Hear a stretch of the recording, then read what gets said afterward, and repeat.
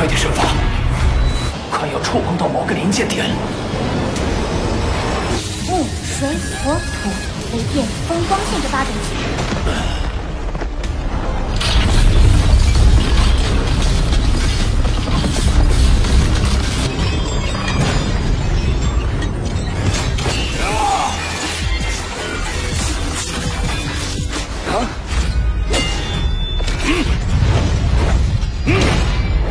不朽强者的住所，往往直接就是一颗星球。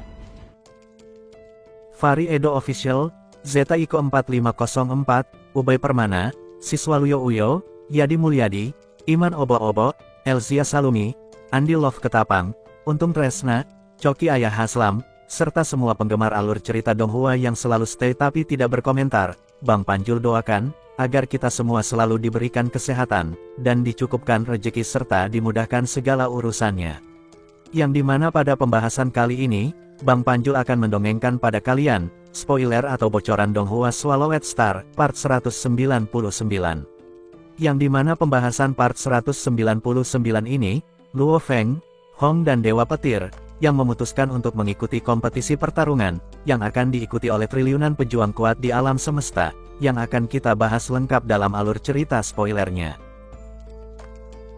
Dan biar nggak kelamaan openingnya, mending segera siapkan headset kopi dan cemilan, dan jangan lupa tinggalkan kenangan mantan, karena hitungan mundur akan segera dimulai.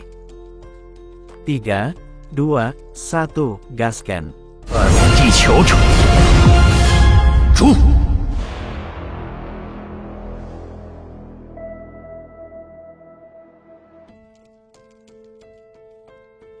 Pada part sebelumnya telah diceritakan, Brolin yang menginginkan harta karun yang didapatkan oleh Luo Feng di dalam kastil petir, ia pun meminta bantuan pada kakeknya Hargrey, untuk mencari informasi tentang Luo Feng. Namun, setelah mengetahui bahwa Luo Feng adalah bagian dari organisasi Gunung Tiga Kapak, nyali Hargrey seketika menciut, dan mengatakan pada Brolin, bahwa masalah Luo Feng cukup sampai di sini saja. Karena selain segan dengan organisasi Gunung Tiga Kapak, saat itu Hargrey pun disibukkan karena harus melatih para murid jenius. Oke gengs, karena karakter Brolin dan Hargrey yang belum pernah muncul dalam serial asli Donghua-nya, maka untuk gambar ilustrasi akan kita pilih secara acak. Di sela itu, mendengar ucapan kakeknya yang tengah melatih para murid jenius, Brolin pun berkata, "Kakek, sebelumnya kakek mengatakan, bahwa kakek sedang melatih para murid," tanya Brolin yang tampak heran. Karena pada dasarnya, seorang penguasa sektor hanya akan memberikan beberapa petunjuk kepada murid-muridnya, dan tidak pernah untuk melatih mereka secara langsung. Dan jika itu sampai terjadi, berarti akan ada suatu hal penting yang akan terjadi di alam semesta. Di sela itu, mendengar ucapan Brolin, Hargrey pun berkata, bahwa itu adalah sesuatu yang ditugaskan oleh dua tanah suci Gunung Naga Hitam.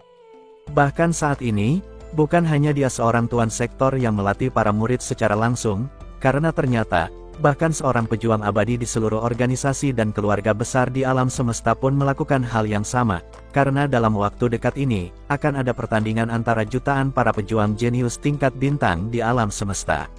Yang pertandingan ini sendiri, akan diadakan setiap 5.000 tahun sekali. Mendengar penjelasan kakeknya, Brolin pun berkata, "Kakek, apakah medan bintang Gunung Naga Hitam kita memiliki kesempatan untuk menempati posisi teratas dalam pertandingan ini?" tanya Brolin. Mendengar ucapan itu, Hargrey lantas berkata, "Sangat sulit, ini akan sangat sulit. Karena pada dasarnya, ada sekitar 13.000 medan bintang dan 1.000 kerajaan di bawah kendali Kekaisaran Ganwu.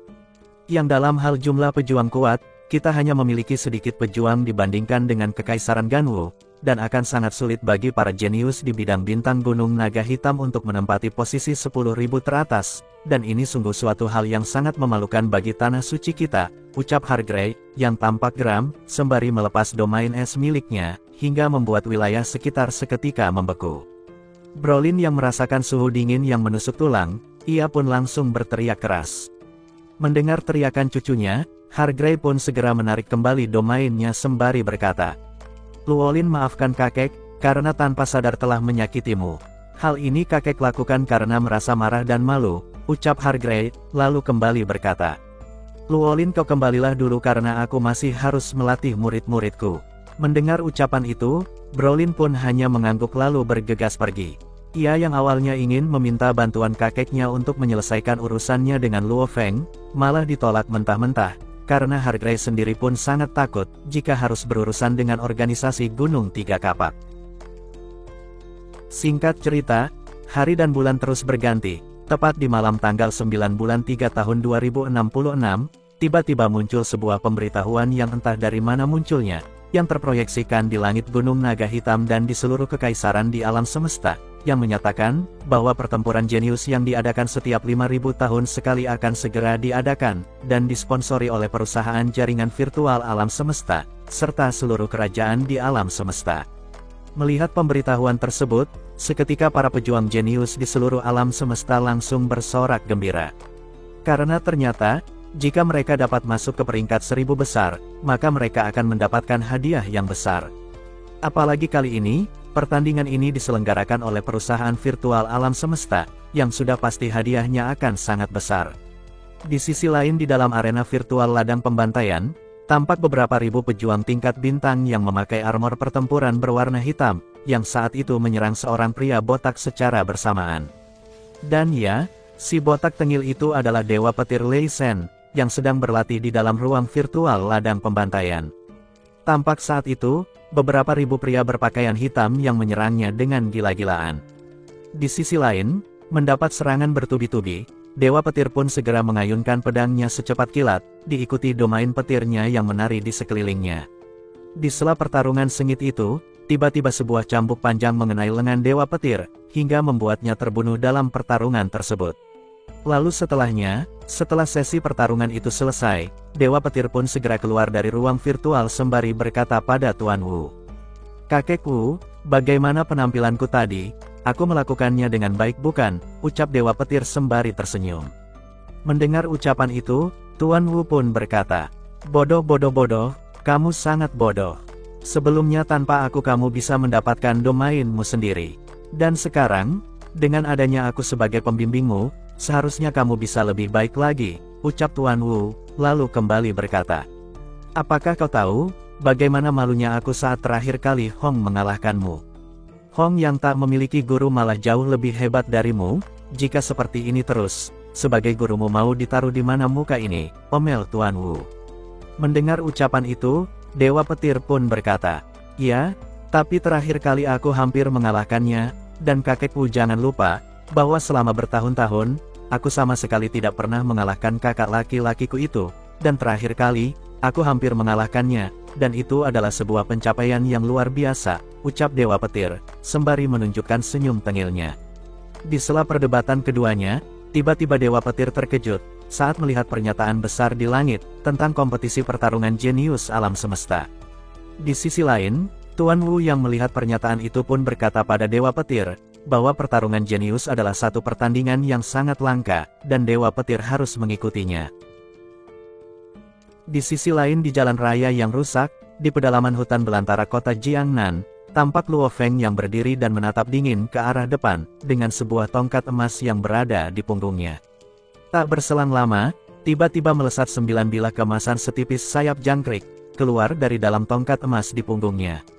Di saat yang sama, Luo Feng pun berkonsentrasi penuh untuk mengendalikan 9 bilah tersebut.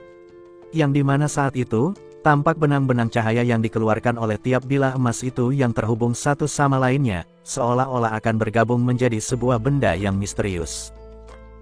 Namun, saat bilah-bilah emas setipis sayap jangkrik itu mulai menyatu membentuk sebuah senjata misterius, tiba-tiba, formasi penggabungan itu seketika hancur berantakan, hingga menyebabkan 9 bilah emas itu menyebar ke segala arah. "Sial, baru lapisan pertama saja sudah sesulit ini," ujar Luo Feng dengan ekspresi tidak berdaya, sembari menarik 9 bilah tersebut kembali ke dalam tongkat emas di punggungnya. Di sela itu Babata pun berkata, "Luo Feng, jangan terburu-buru untuk menguasai lapisan pertama ini. Karena pada dasarnya, dengan bantuan domainmu yang telah berada pada lapisan ke-6, ditambah dengan pemahamanmu tentang hukum asal-muasal emas, maka dalam waktu dekat ini aku yakin kau akan mampu untuk menguasai lapisan pertama dari senjata dewa itu," ucap Babata, yang tiba-tiba ekspresinya berubah. "Luo Feng, ada panggilan masuk dari Dewa Petir," ucap Babata. Mendengar ucapan itu, Luo Feng yang mengetahui tentang kesibukan Dewa Petir yang saat ini berlatih di bawah bimbingan Tuan Wu, seketika mengerutkan alisnya. Kakak kedua, ada apa dia menghubungiku? Gumam Luo Feng. Di sisi lain di wilayah tanah terlantar yang berada di Asia Barat, tampak Hong yang babak belur sedang duduk bersila di bawah sebuah pohon yang dikelilingi oleh monster ganas. Namun demikian, monster-monster itu tak ada yang berani mendekatinya. Di sela itu, tampak Hong yang tersenyum sembari melepaskan domain miliknya, hingga membuat wilayah sekitar menjadi gelap. Terakhir kali aku hampir dikalahkan oleh saudara kedua, namun saat ini domainku telah menerobos lapisan ke-6. Jika dia masih ingin berdebat denganku, maka aku akan menghajarnya hingga babak belur, gumam Hong, yang tiba-tiba menarik kembali domain miliknya, karena ada panggilan masuk yang berasal dari Dewa Petir di dalam ruang virtual alam semesta. Benar-benar si botak yang berumur panjang, baru saja aku memikirkannya. Apakah dia masih ingin berdebat denganku? Gumam Hong, lalu segera memasuki ruang virtual alam semesta. Singkat cerita, Hong dan Luo Feng yang sama-sama mendapat panggilan dari Dewa Petir pun segera memasuki ruang virtual alam semesta, dan muncul di sebuah padang rumput yang luas. Tak berselang lama terdengar, Dewa Petir berteriak memanggil mereka.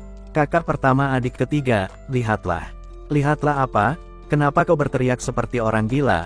Ucap Hong, memotong ucapan si Dewa Petir. Mendengar ucapan itu, dengan ekspresi dongkol Dewa Petir pun berkata, lihatlah ke atas sana, ucap Dewa Petir, sembari menunjuk ke arah pemberitahuan tentang kompetisi pertarungan jenius yang diproyeksikan di langit. Melihat pemberitahuan tersebut, Hong dan Luo Feng pun seketika menyipitkan matanya. Di sela itu tampak Dewa Petir yang melangkah ke arah mereka sembari menunjuk ke arah sebuah tautan, yang berada di bagian atas layar pemberitahuan tersebut. Yang dimana di dalam tautan itu berisikan syarat bagi setiap peserta yang ingin mengikuti kompetisi pertarungan jenius alam semesta, serta hadiah yang akan mereka dapatkan. Di mana syarat utama untuk mengikuti kompetisi ini adalah, seorang peserta harus berada pada tingkat bintang. Dengan kata lain, selama pejuang itu masih berada di tingkat bintang, entah itu level 1 atau 9, maka pejuang tersebut dapat mengikuti kompetisi pertempuran para jenius itu. Yang dimana untuk proses seleksinya sendiri, akan diadakan di setiap wilayah kekaisaran di alam semesta. Sebagai contoh biar gampang dicerna, maka Bang Panjul jelaskan, kalau proses seleksi ini sendiri akan seperti seleksi Indonesian Idol, yang proses seleksinya terdapat di berbagai provinsi di Indonesia, yang nantinya, para peserta yang telah lolos seleksi akan berkumpul di satu titik, untuk mengikuti kompetisi yang sebenarnya. Sedangkan untuk hadiahnya sendiri, kompetisi pertempuran jenius ini memiliki hadiah yang lebih besar dari Indonesian Idol. Yang dimana untuk pejuang jenius yang berhasil masuk ke dalam 1000 besar, akan menerima 3 hadiah besar. Yang pertama, para peserta yang berhasil masuk dalam 1000 besar akan mendapatkan hadiah mulai dari 10 unit elemen campuran, atau setara dengan 10 triliun dolar alam semesta. Waduh gengs, ini baru hadiah untuk peringkat ke-1000 loh gengs. Sedangkan untuk peringkat pertama dalam kompetisi, akan mendapatkan hadiah sebanyak 10.000 unit elemen campuran, atau setara dengan 10.000 triliun dolar alam semesta, yang nilai ini sendiri, sebanding dengan kekayaan yang dimiliki oleh para pejuang abadi. Sedangkan untuk hadiah kedua, 1000 peserta itu akan mendapat kesempatan untuk memasuki alam semesta primitif, yang kuota ini sendiri pernah masuk dalam pelelangan Ganwu, dan terjual dengan harga yang sangat fantastik. Sedangkan untuk hadiah ketiga, kemungkinan para peserta ini akan menjadi anggota internal dari perusahaan jaringan virtual alam semesta, tapi ini belum pasti ya gens, baru kemungkinan saja, jadi jangan terlalu berharap banyak. Karena jika terlalu mengharapkan sesuatu yang tak pasti, ujung-ujungnya kalian pasti kecewa. Melihat keseluruhan hadiah yang menggiurkan, Hong dan Luo Feng pun seketika tercengang. Di sela keterkejutan keduanya, Babata pun berkata, hadiah berupa uang tunai, kuota untuk memasuki alam semesta primitif serta core member sebagai anggota internal perusahaan virtual alam semesta, sungguh hadiah yang lumayan, dan sangat cocok untuk 1000 jenius ini. Luo Feng, walaupun pada dasarnya kamu tidak memiliki peluang, namun pertempuran jenius ini sangat layak untuk dicoba, jadi jika berkenan maka cobalah, ucap Babata. Mendengar ucapan itu, Luo Feng pun memasang ekspresi datar sembari berkata, Babata, dari nada bicaramu sepertinya akan sulit bagiku untuk menempati posisi 1000 teratas, jadi apa maksudmu dengan menyuruhku untuk mencobanya? Apakah kau mencoba untuk meremehkan dan meragukan kemampuanku? Tanya Luo Feng. Mendengar ucapan itu Babata pun berkata, untuk menduduki posisi 1000 teratas, kau harus melewati triliunan jenius di alam semesta, yang kebanyakan dari para jenius ini dilatih langsung oleh pejuang abadi, ucap Babata, lalu kembali berkata.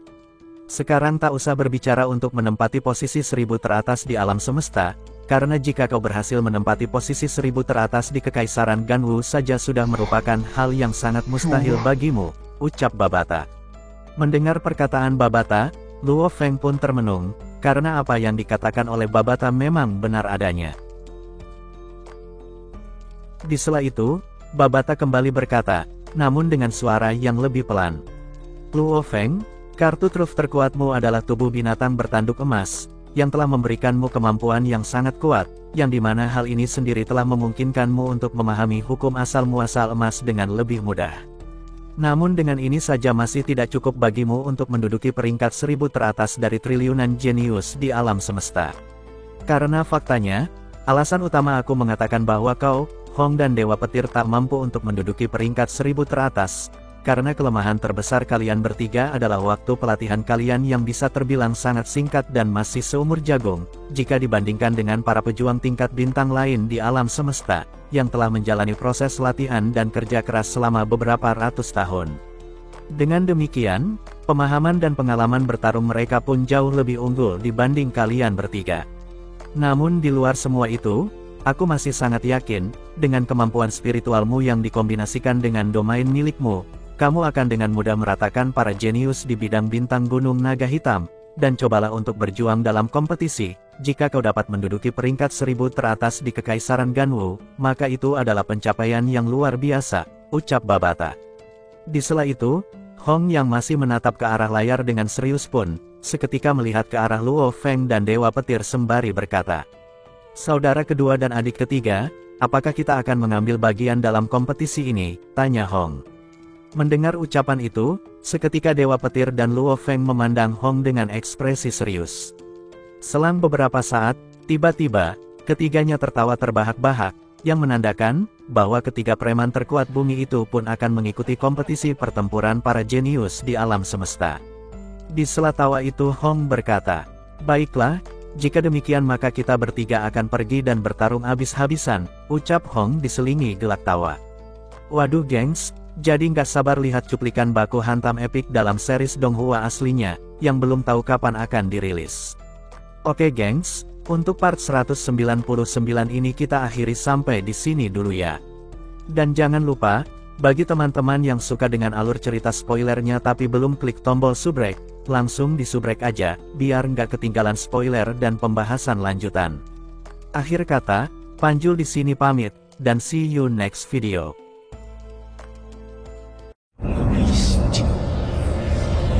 是成为富裕的地球，可是近乎无敌的存在。猪。